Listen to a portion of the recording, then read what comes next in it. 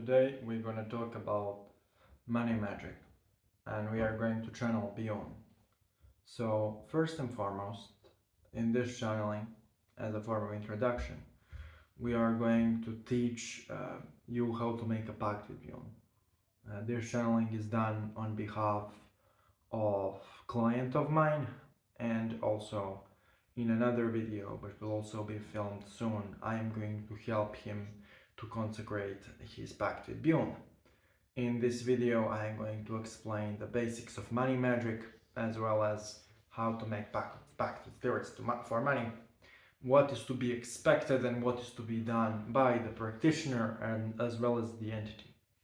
So there are many misconceptions about money magic which I have to debunk here. First and foremost, any form of money magic demands financial literacy. It demands the ability of practitioner to understand the money. Spirit is there to open additional opportunities and avenues for you to make money, but spirits cannot make money instead of you. Spirits are there to offer advice, make you pay attention to opportunities and guide you to opportunities, but they are not here to do the work instead of you. In order to build wealth, you need to invest it smartly and follow the guidance of the spirits as well as the common sense in order to achieve your goals.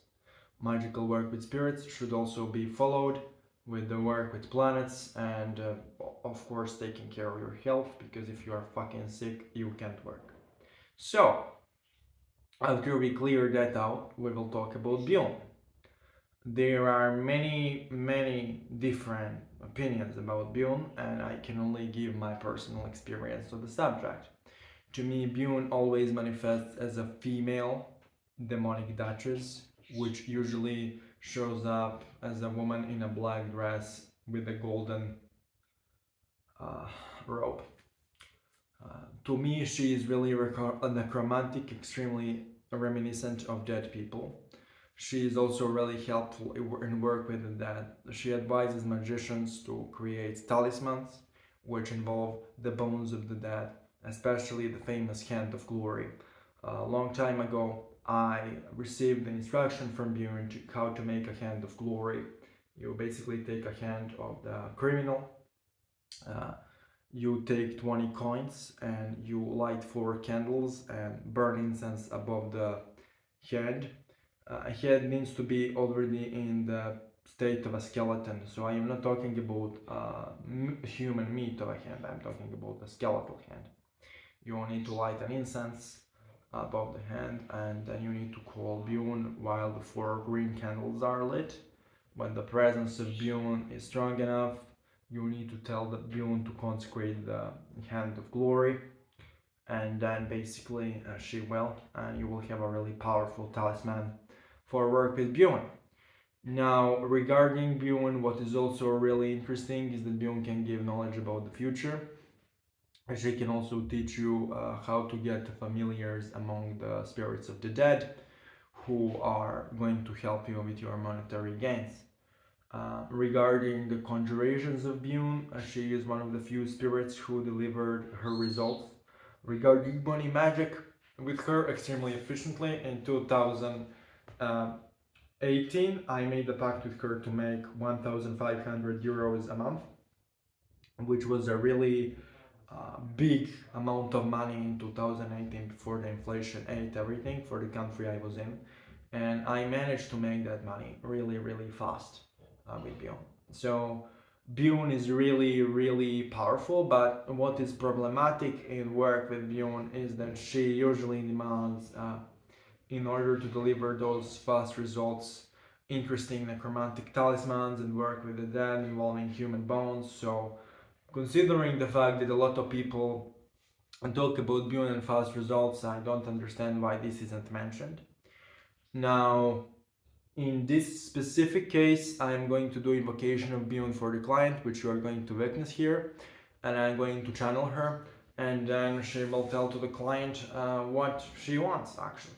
Now, I did a previous channeling of Bune, and in previous channeling she asked for 4 green candles and 1 pound of beef a month from the client, and now I am basically channeling to make sure that Bune doesn't have some additional demands in this particular case.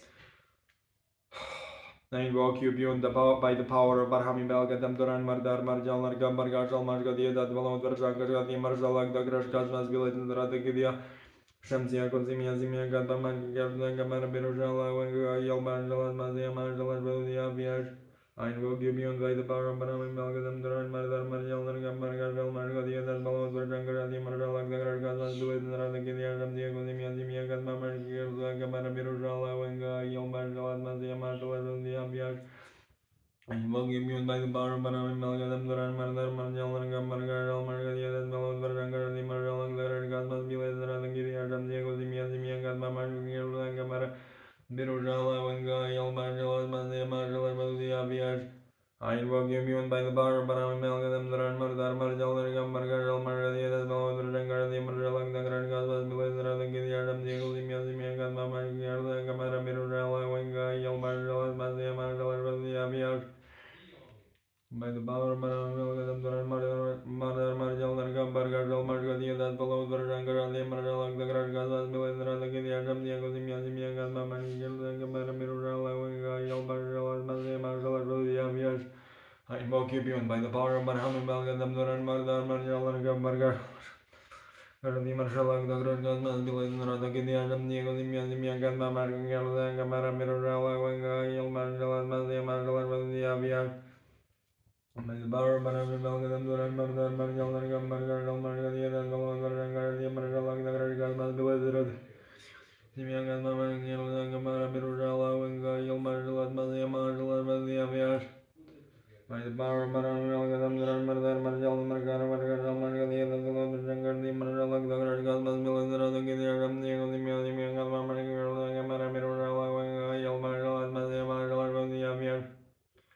By the power of Barhami Belgadam Duran Mardar Marjal Nargam Bargajal Margadia that follows Verjangar the Marjalak the Grash Gazmas Milendra the Gidiajam Diego Zimia Gazma Manigel Gamara Mirujala Yel Marjalat Mazia Marjal Rodia. I invoke you beyond by the power of Barhami Belgadam Duran Mardar Marjal Nargam Bargajal Margadia that follows Verjangar the Marjalak the Grash Gazmas Milendra the Gidiajam Diego Zimia Gazma Manigel Gamara Birujala Yel Marjalat Mazia Marjal Rodia. I invoke you beyond by the power of Barhami Belgadam Duran Mardar Marjal Nargam Bargajal Margadia that follows Verjangar the Marjalak the Grash Gazmas Milendra the Gidiajam Diego Zimia Gazma Manigel Gamara Birujala Yel Marjalat Mazia Marjal Rodia. By the power of those divine names I invoke you beyond. Oh, by the power of God, the servants of Master Atta, the Genic Lord, help me in this conjuration, help me summon Bune to enter my body. I am here. The man who wishes to make a pact with me will receive the money he desires. The money is already there. He needs to learn how to invest it. He needs to invoke me along the terms of the pact I already said earlier. During invocations, he will obtain ideas which I will impart into his mind on how he can make money. Invocations should be done on Thursday night in the 3rd hour of the night. And there is something he needs to understand. My power is power of death. He needs to surrender to me, let go of his mind during the possession. I will give him visions of the future which he will be able to use to make money. I will give him insider information. Those are the things I am able to do. My voice is old and my power is terrible. However, it will come as a price, and with a price. Every time he calls me into his own body, he needs to allow me to take part of his energy. I will take small part every single time, but he needs to understand one thing.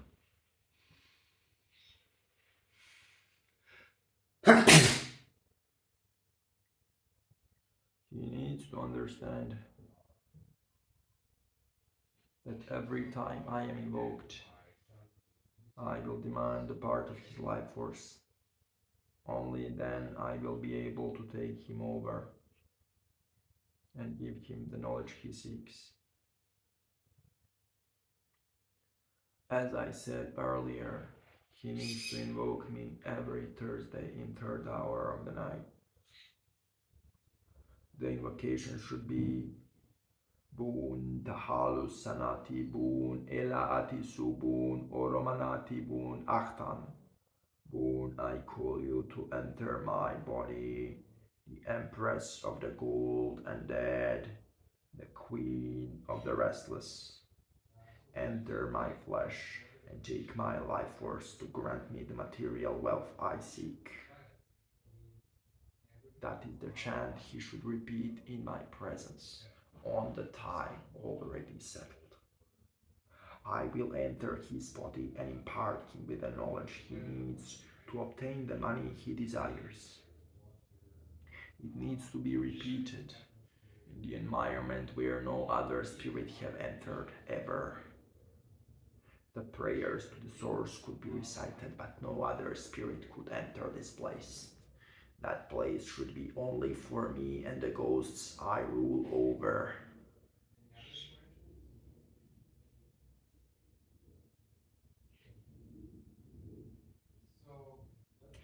His blood is the price for the gold he will receive.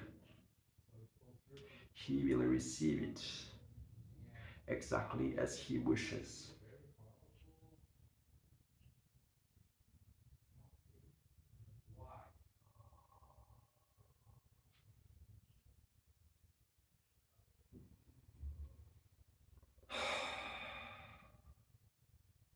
Okay. Channeling is over, and there are many snapshots of it I don't remember.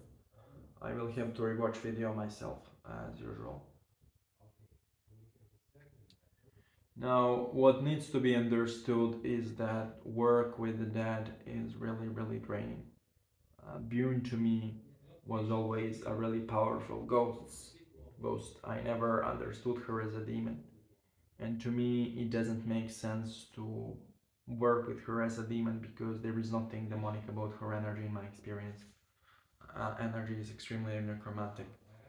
Some people tie Bune to Egypt, but there is no evidence that Bune is actually tied to Egyptians. It is mostly somebody trying to connect Bune to pre-Galactic origins. Now, what needs to be understood about Bune, in my personal experience, is that Bune is the ghost of gold. And in my experience, she always demanded form of blood payment, a really concrete energetic payment. She never demanded incenses or anything like that. She always demanded meat or blood and coins. In the case of this specific man, she demands invocation, which I previously uh, mentioned, under the conditions stated during the channeling. Now, what needs to be understood under Bune is that Bune is usually not going to give you like money, cash, to fall from the sky. She will teach you how to grow your own business, and she will kind of teach you those business strategies which will help you grow it. Now, there is a strong connection between Bune and the color green and the graveyards. In my experience, the presence of Bune is definitely the strongest on the graveyards. But one needs to be careful to appease the dead before calling anything on the graveyard which isn't dead people on the graveyard. What I would suggest is you need to go to the graveyard and carry with yourself fruit, alcohol, and bread. And you basically need to offer it to the dead as a payment for summoning something on the graveyard which is not of the graveyard. The dead will accept the offering, and you will basically be protected by the guardians of the graveyard. Now, every graveyard has spirit which guard it. So when you basically offer fruit, alcohol, and bread to the spirits of the graveyard, what will happen is that Fundamentally, those guardians of the graveyard will make sure that the restless dead of that place don't harm you, so that you basically can perform and summon without interruptions. Now the question is how to offer to the ghosts of the graveyard. What you need to do is you need to go to the graveyard. You need to light incense, preferably sandalwood or myrrh, and you need to say it like this, okay? By the power of God Almighty and all of the angels and all of the jinn ever created, I, then you state your name, offer this incense, bread, fruit, and alcohol to the dead of this graveyard. Then you light the incense and you light what you intended for the spirits of the graveyard. What will happen is the energy of the graveyard goes up like crazy. You're gonna feel it, especially if you are in trance. And the guardians of the graveyard will protect you during the ritual. Once that happens, you need to basically, how to put it lightly, conjure the Bune or do invocation. Only place where Bune Kana is free to be summoned truly, which is not place dedicated exclusively to her, is graveyards. For whatever reason, she always insisted to be summoned where no other spirit is summoned. As you uh, heard last time, the only place where that didn't happen was graveyards. I don't know why.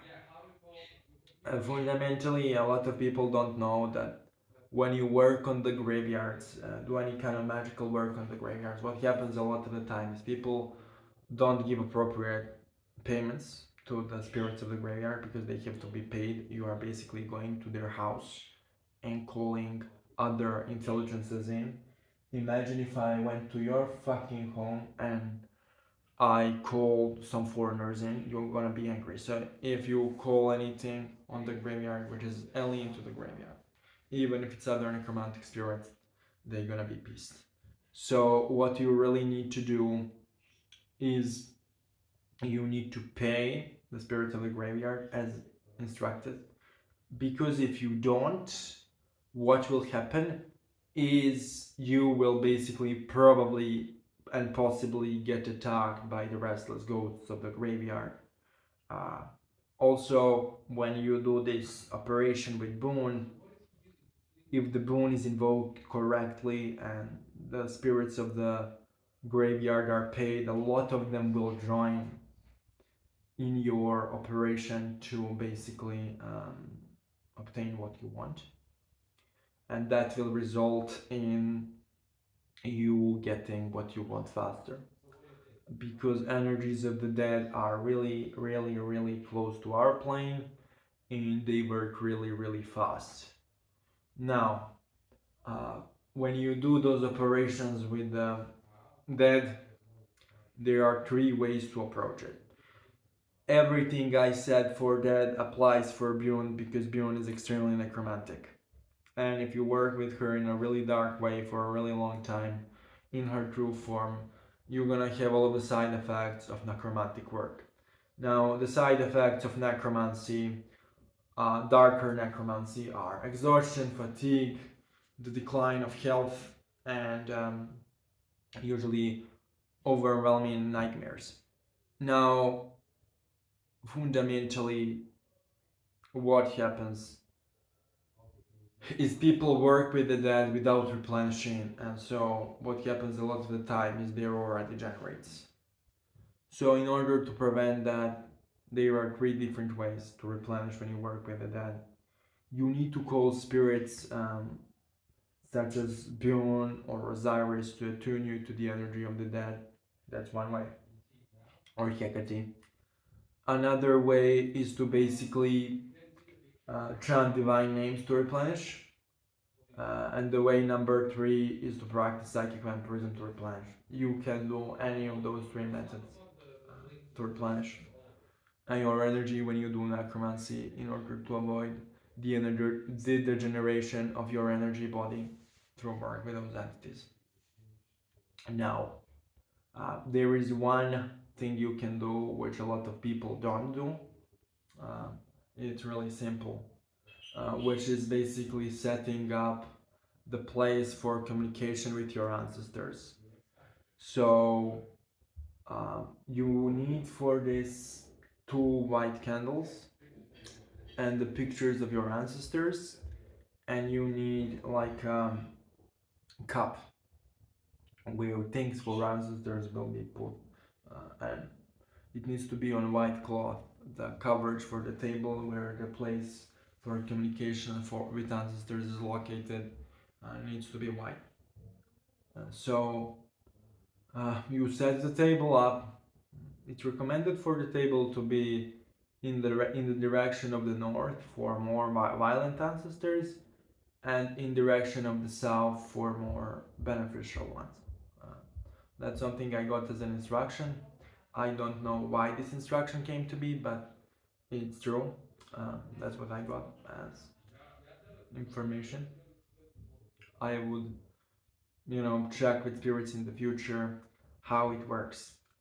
So, but that's like what I got, and you set up the place, and then the spirits you should summon are Hecate, and the other spirit I was instructed in this kind of operation to be summoned was Demeter and Persephone.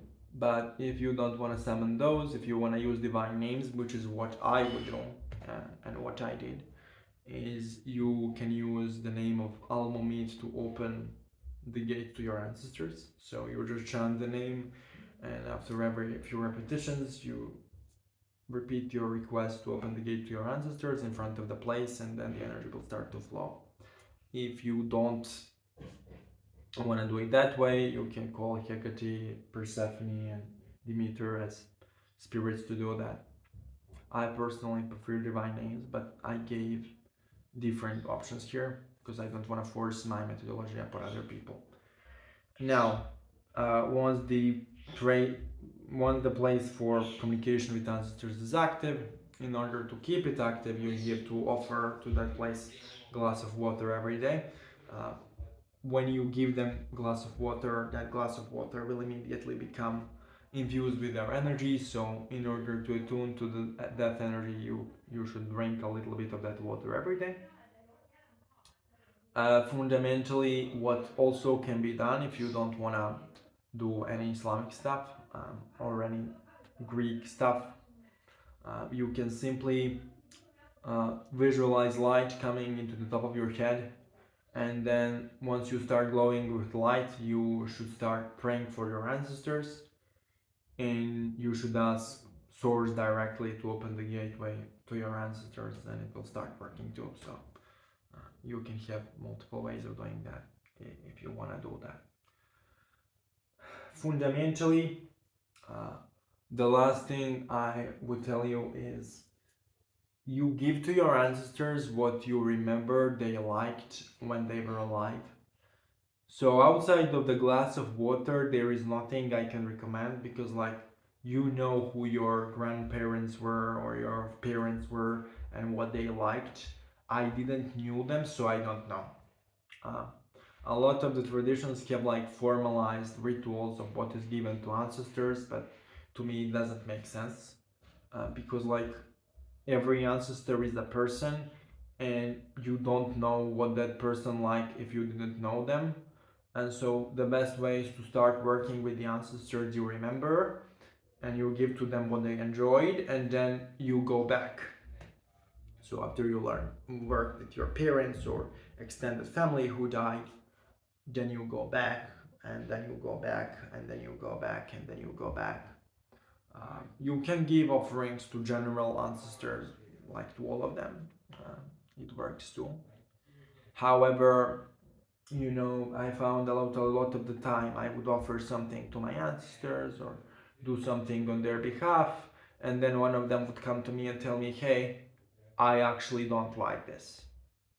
So I don't understand people who basically talk about necromancy and stuff and say dead like this. Well, it depends on who we talk about.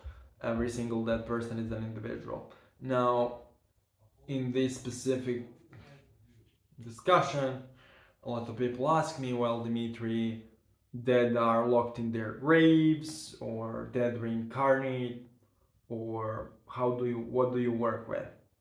It's not dead, it's Jinn. My answer to that is, if you think it's Jinn, you never worked with a dead or Jinn. It's separate from each other, it's not the same. I'm sorry to tell many people this. Dead are real, they exist.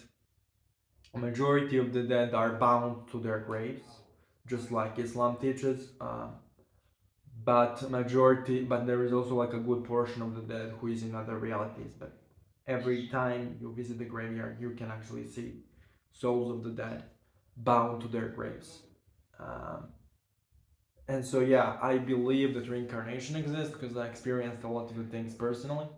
And I also believe that dead visit other realms, realities after they die, but also a lot of the dead remain in their graves on the place of their burial. And that's why one of the first things new religions do or new ideologies do is they desecrate the graveyards, because this is how you destroy that link between the descendants and ancestors, so that you can impose your ideology upon the population. Okay, guys, like and subscribe, and if you want to contact me through the links in the description. And regarding Bune, I hope you enjoyed this lecture and channeling, and there will be more content like this, and share this video if you liked it.